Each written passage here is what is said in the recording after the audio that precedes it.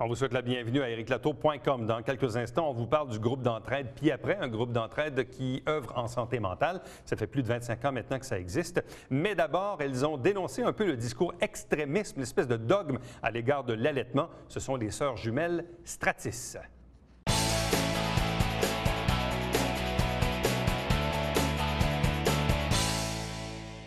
Vous savez qu'il y a toute une vision, une pensée, parfois même un certain dogme à l'égard de l'allaitement. Vous l'avez peut-être vu dans le Canada français récemment. Il dénonçait un peu l'extrémisme de certains discours dans l'allaitement. Ils sont également les cofondatrices du site Internet tplmoms.com. Elles sont avec nous, les sœurs Josiane et Caroline Stratis. Bonsoir et bienvenue. Allô. Avant de parler d'allaitement, première question, parlez-nous du site Internet TPL Moms.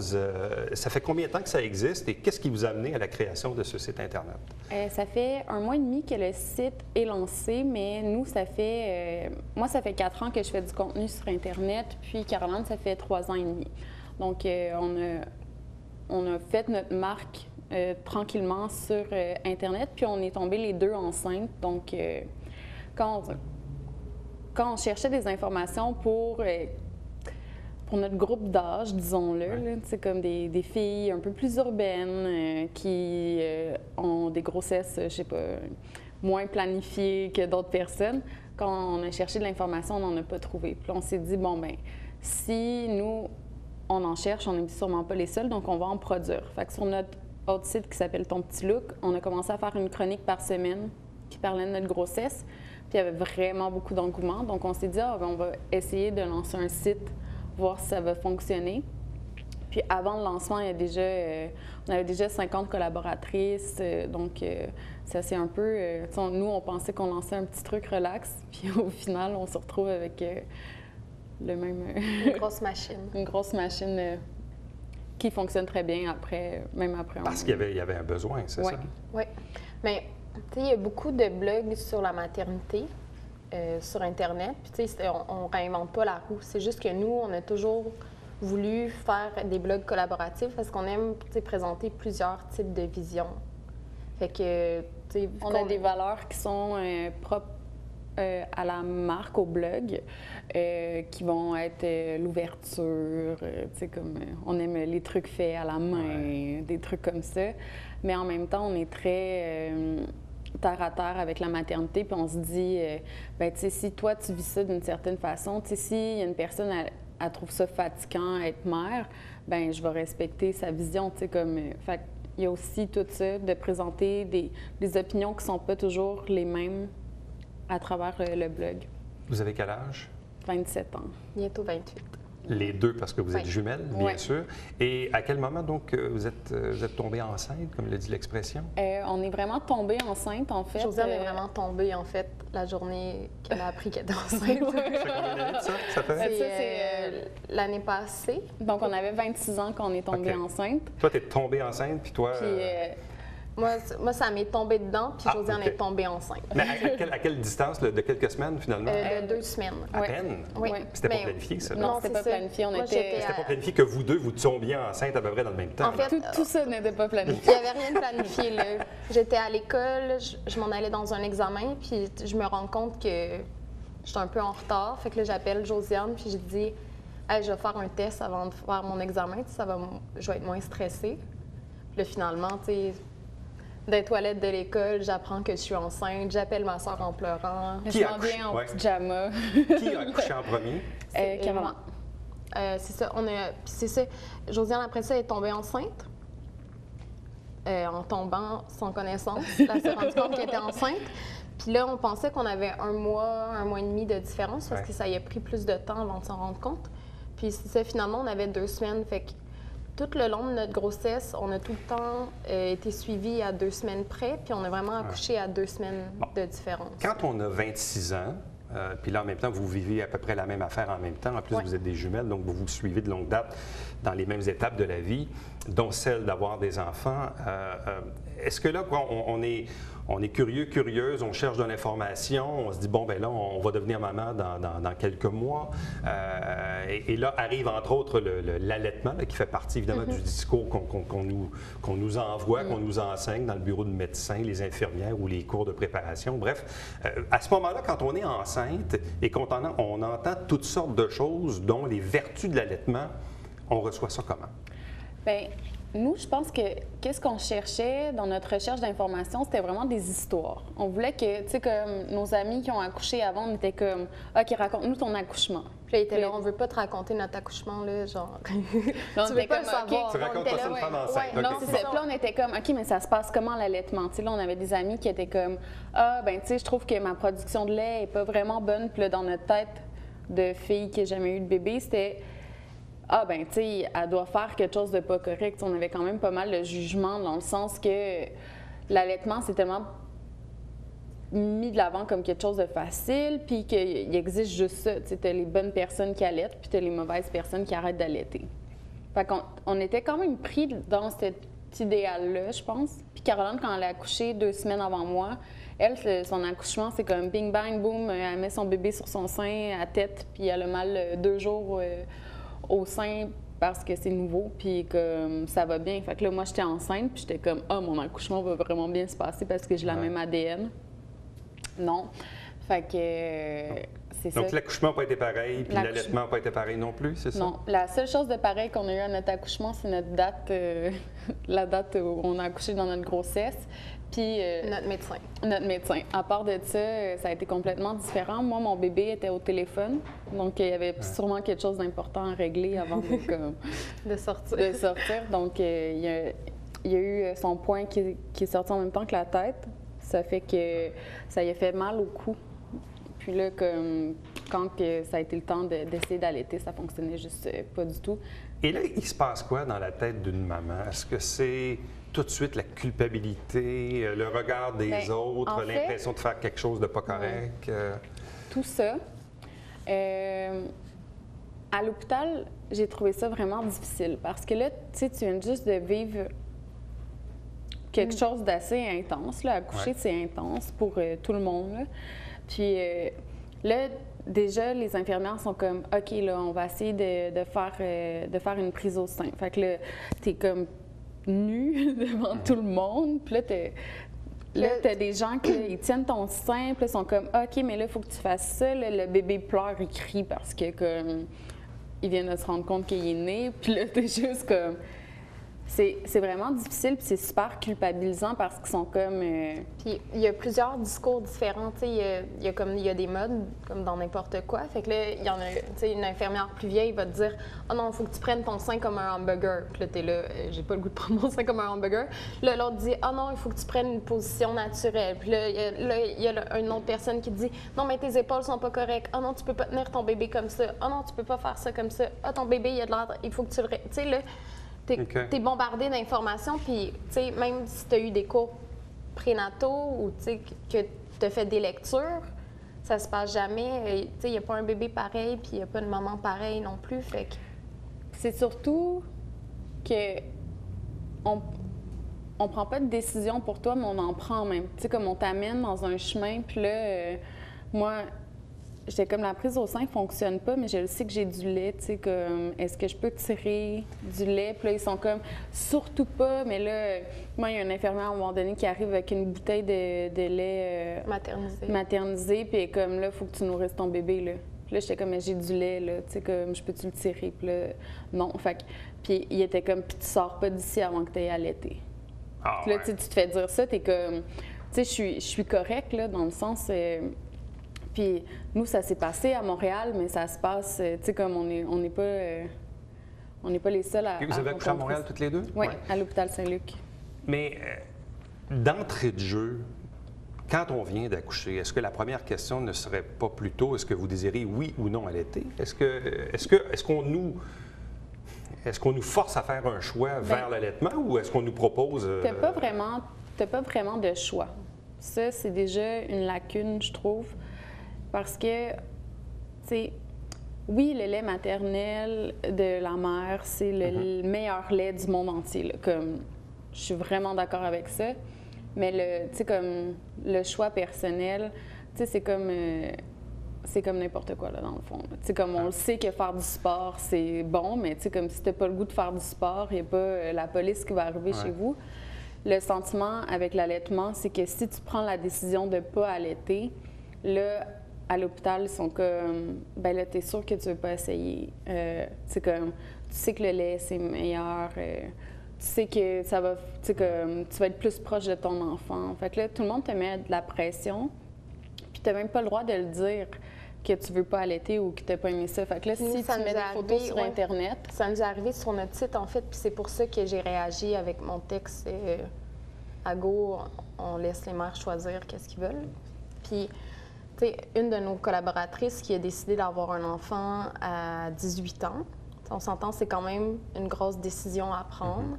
Elle avait aucun intérêt à vouloir allaiter. Fait que là, elle a écrit un texte sur ça, dans le fond, que, tu sais, qu'est-ce qui l'avait amené, les 10 raisons qui l'avaient amené à faire le choix de ne pas allaiter. Puis, dans les commentaires, il y avait des gens qui étaient vraiment méchants. Ils disaient un peu « t'es la pire mère de la Terre parce que tu as fait ce choix-là ». Mais en même temps, comme elle a fait d'autres bons choix. Qu'est-ce que vous souhaitez? Faire évoluer les mentalités, que dans le système de santé, on exerce, disons, un modus operandi peut-être plus respectueux de la mère? Bien, en fait, c'est plus dans les réactions des gens qui sont spécialisés en allaitement qu'il faut qu'il y ait un espèce de stop, tu sais. Parce qu'on dirait qu'à chaque fois que tu proposes une autre avenue, tu sais, je suis pas en train de donner de l'eau à mon bébé, là, tu sais, il y a des nutriments dans ça, puis... C'est pas poison, là, sinon ça serait pas sur le marché de toute façon, tu sais, le lait maternisé, là. Mais, tu sais, c'est d'arrêter de mettre de la pression sur les gens, puis, tu sais, comme... maintenant, ça va trop loin. C'est que, tu sais, c'est quand même un choix qui t'appartient en tant que parent de choisir ou non si tu vas dans cette avenue-là. Puis, il y a un manque d'éducation qui vient avec l'option de prendre du lait en poudre. Tu sais, comme ça serait important dans les cours prénataux qui montrent comment, tu sais, comment aseptiser tes biberons, comment bien préparer ton, tu sais, du lait maternisé. Avant, il donnait ces informations-là, puis là, il les a plus. Il y a le livre Le mieux vivre, la section sur les biberons a été enlevée pour promouvoir l'allaitement. C'est ça, c'est que ça va trop loin. Puis on oublie maintenant de faire le choix que la mère peut aller bien aussi. Puis tu sais, que si ça ne fonctionne pas pour elle, bien qu'il y a d'autres alternatives qui sont tout aussi bonnes, peut-être moins bonnes, mais quand même qui vont amener vers un résultat que ton enfant est en santé, la mère est en santé, tout le monde est heureux. En terminant, est-ce que vous allaitez encore? Je viens juste d'arrêter. Tu viens d'arrêter? Oui. Moi, je fais mon petit lait en poudre chaque jour et je suis très heureuse. À vous deux, merci beaucoup. Merci. Bonne chance en souhaitant que votre discours soit porteur. On espère. Merci. Restez avec nous puisqu'au retour, on vous parle du groupe d'entraide, puis après.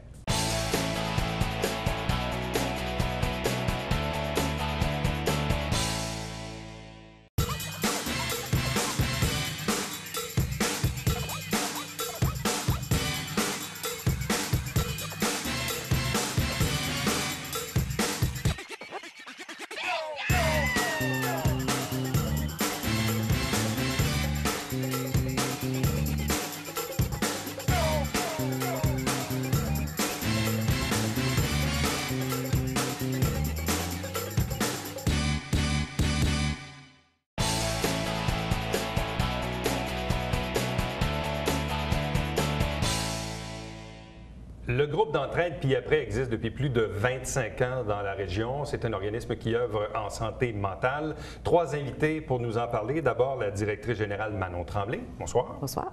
De même que Pierre Simard. Bonsoir à vous. Bonsoir. Même chose pour Charles Cassidy. Bonsoir et bienvenue. Bonsoir.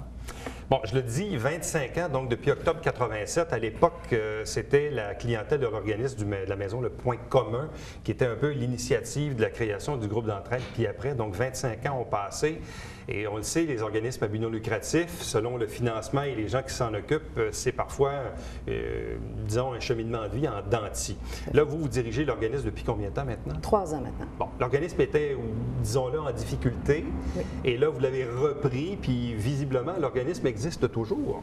Oui, bien, on a eu beaucoup de difficultés. Moi, quand je suis arrivée, je ne savais pas trop dans quoi je m'embarquais. Et puis, on m'a dit, bien, écoute, tu as 1 an. Alors, à 1 an, il fallait remonter. Il fallait, pas nécessairement le nombre de membres, mais plus au niveau des activités. Il n'y en avait pas. Donc, créer des activités. Donner un rayonnement à l'organisme, chose qui n'existait à peu près plus. Ouais. Siéger sur des tables, se faire connaître, se faire reconnaître et être capable d'avoir des intervenants de qualité. Donc, c'est là-dessus que j'ai beaucoup travaillé. Puis, 1 an après mon arrivée à moi, j'ai eu le plaisir que mon conseil d'administration m'accorde le fait d'engager Pierre Simard, qui est notre père aidant. Ça va faire 2 ans le 22 mai, donc après-demain, qui est avec nous. Et avec ça, à ce moment-là, moi, je suis intervenant psychosocial de formation. Pierre est père aidant, donc intervenant au même titre que moi. On avait les 2 côtés qui pouvaient être utiles, du fait que c'est un père aidant qui est une notoriété tout à fait différente de la mienne. Ouais. Puis sûrement qu'ils vont en parler toutes les 2 tantôt. Ça amenait une autre couleur. Le père et pour, au niveau du service communautaire en santé mentale, bien, c'est ce qu'on allait toucher exactement avec les pères aidants. Donc, on s'est fait un mot juste de beau cadeau en embauchant Pierre au départ et Charles cette année. Donc, vous avez réussi quoi, à stabiliser les revenus de l'organisme? En fait, les revenus n'ont pas bougé depuis 13 ans. Donc, la subvention est restée pareille. Sauf qu'on travaille beaucoup à se faire reconnaître à l'extérieur, à se faire connaître aussi sur les services qu'on a à offrir. Ce qui est très différent d'avant où c'était un milieu très, très fermé. Ouais. Donc, les gens ne parlaient pas de santé mentale non plus. On en entend un petit peu plus parler maintenant au niveau des médias. C'est quelque chose qui s'en vient à la limite, je dirais, de pouvoir parler de problématiques santé mentale. Donc, nous, on a une belle ouverture à ce niveau-là, autant au niveau des élus que au niveau des médias et des autres organismes aussi qui ne nous connaissent pas comme on est maintenant. Pierre, qu'est-ce que c'est un père aidant? Un père aidant, c'est quelqu'un qui a eu une problématique en santé mentale, puis qui est en rétablissement, ou qui est rétabli. Puis on suit une formation à Québec de 2 semaines. Très intensif, parce que ça vient chercher des émotions, ça vient chercher notre vécu. Après ça, nous autres, on peut se permettre de travailler avec les gens et faire un peu la même chose avec eux autres, pour qu'au bout de la ligne, ils se reprennent en main, qu'ils deviennent autonomes. C'est une forme de transmission des connaisses, mais en même temps transmission en fait, de ce que vous avez vécu vous-même. Oui, mais on travaille avec la personne qui a une problématique en santé mentale. Puis, vu qu'on en a vécu une, on sait presque exactement ce qu'ils peuvent ressentir, les sentiments. Puis, c'est de la façon qu'on va aller chercher leur vécu. Parce que la clé, c'est pas moi qui l'ai, c'est eux autres qui l'ont. Quand ils sont rendus rétablis, c'est parce qu'ils ont trouvé leur clé, leurs outils. Charles, ça fait combien de temps que tu es associé à l'organisme? Moi, ça va faire depuis le 25 juin l'année passée, puisque j'ai commencé à faire, monter les échelons pour devenir père aidant. On m'avait parlé de ça déjà il y a 1 an par l'acquis d'un autre père aidant que je connaissais au point commun, Paul Trahan. Puis que ça a comme flotté dans les airs, mais j'ai pas comme décidé tout de suite si je voulais l'être ou pas. Puis c'est après que j'ai su qu'il y avait Pierre qui était au pied après, puis que j'ai décidé que j'étais pour investiguer. J'ai étudié son livre, j'ai jasé avec, puis je me suis inscrit au cours, puis on m'a accepté. J'ai eu l'agence qui m'a fait passer la subvention pour payer pour le cours. Puis j'ai dit, bien, let's go. On sort, on y va en grand. Ça doit faire du bien aussi, en quelque part, dans votre propre processus de rétablissement, de passer à une autre étape. Oui. Pour vous-même, là, ça doit aussi... Et de voir les gens se rétablir aussi, c'est un beau cadeau. Oui, c'est du positif, là. Ouais. Manon, en résumé, quelle est la mission de l'organisme Pied Après? Dans le fond, quelles sont les activités que vous tenez dans une année? Bien, en fait, la mission de l'organisme est très simple, n'a jamais changé. En fait, ce qu'on vise, c'est de surtout briser l'isolement des gens qui ont des problématiques en santé mentale. Et on va plus loin en parlant de mobilisation, d'empowerment et de rétablissement.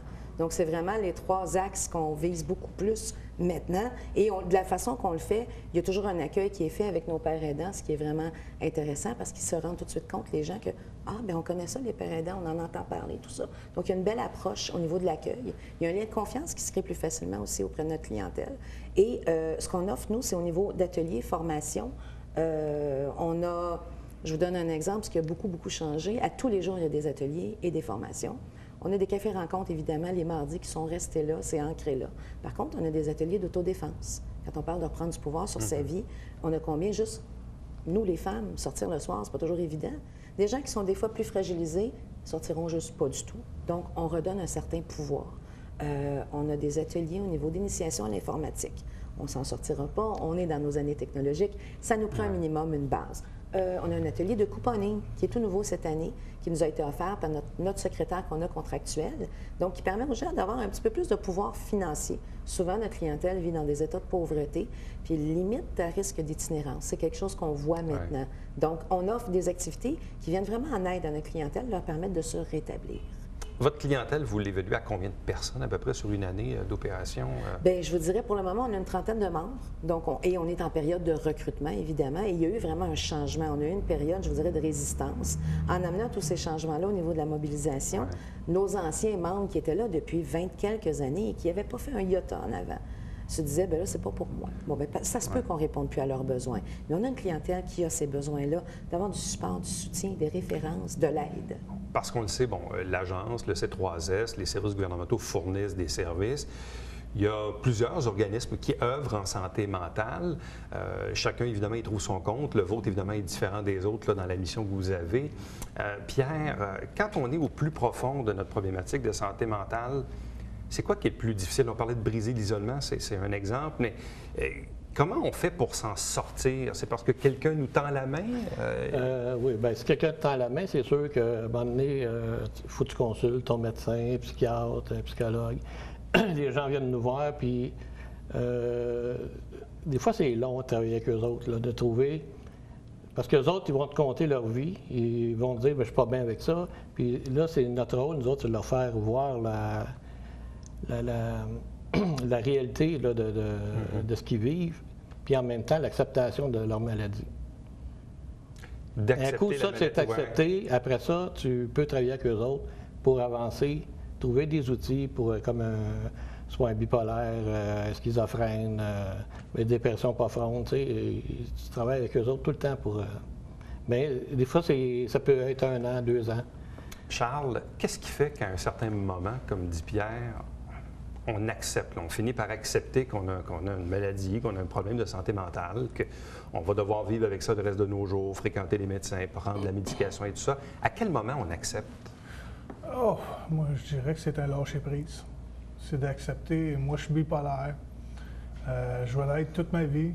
Si je prends trop ma médication, je vais rester équilibré, je vais rester fonctionnel. Puis je prends goût à ça. C'est rendu comme ma nouvelle drogue, c'est d'être naturel, d'être sain d'esprit, puis de ne plus faire de moments psychotiques, là, puis de ne plus être là. C'est pour moi, c'est mon cadeau que je me fais. C'est ça qui me sort de tout ça. Manon, on disait d'entrée de jeu que le jugement des autres semble enfin évoluer positivement. Moi, je fais du journalisme depuis 25 ans, puis il me semble qu'il y a 25 ans, à chaque fois que je faisais des entrevues sur des trucs de santé mentale, c'était toujours la même histoire. Hein? Puis, on regarde là, ici dans la région depuis 7-8 ans, il y a les voies oubliées, bon, c'est un exemple.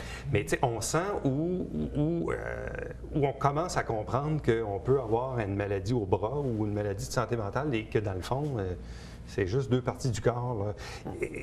Est-ce que c'est rendu in c'est un gros mot, là, oui, mais bien sûr. Ça évolue. Oui. Bien, je pense qu'il y a beaucoup de gens qui tentent aussi de démystifier. On a fait des conférences, nous, pour présenter c'était quoi la santé mentale. Puis le lien que j'ai fait, moi, d'emblée, c'est de dire, quand vous avez un problème de santé mentale, souvent, c'est un dérèglement au niveau des hormones, du cerveau. Au même titre que quand vous êtes diabétique, il y a un dérèglement au niveau du pancréas. Au même titre que quand vous avez un problème de glande thyroïde, ça se passe ici.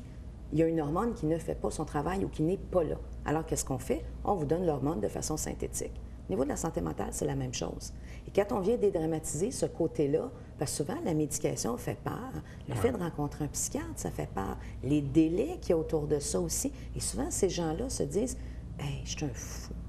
Je vais être fou toute ma vie. » Et là, quand on dit aux gens, vous savez qu'une personne sur 100 est à risque de développer un problème de santé mentale, mais en fait, on est tous à risque d'avoir des épisodes peut avoir un épisode dépressif, un deuil Ouais. mal résolu. Donc, on est tous à risque quelque part. Il y a probablement une personne sur 5 de qui il y aura Ouais. un papier La qui dit... différence, c'est qu'une problématique de santé mentale va entraîner toutes sortes de problèmes. Quelqu'un qui est diabétique, qui prend ses médicaments, il va au travail, mais quand on a une problématique de santé mentale, là, c'est notre relationnel, puis Oui. le travail, puis tout ce qui s'ensuit. Donc, les effets sont beaucoup plus pervers. Oui. Mais Et il y c'est a ça du qui fait fait- le plus mal, dans le Il fond. y a du fait de dire aussi qu'il y a certains médecins qui vont dire ta vie est finie. Là. Oui. Ouais, Ça c'est s'arrête là. Et pourtant, non, ta vie n'est pas finie. Ouais. Bien, Luc Vigneault, le fondateur des Pères aidants, qui avait fait une entrevue dernièrement à Tout le monde en parle, c'est la première chose qu'il venait dire. C'est « Je m'appelle Luc Vigneault, je suis schizophrène. » Puis ils m'ont dit que ma vie était finie. Maintenant, je suis chargée de cours à l'université, des cours auxquels je ne peux pas assister.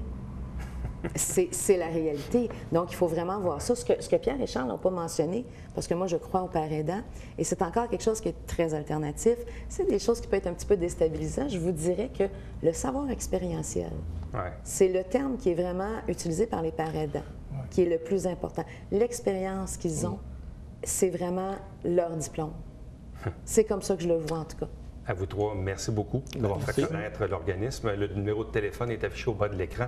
Donc, si vous souhaitez obtenir des renseignements sur le groupe Puis-Après, vous n'avez qu'à composer le numéro 545-1161. Merci beaucoup. Merci à vous. Restez avec nous. Au retour, on vous présente notre Babia quotidien.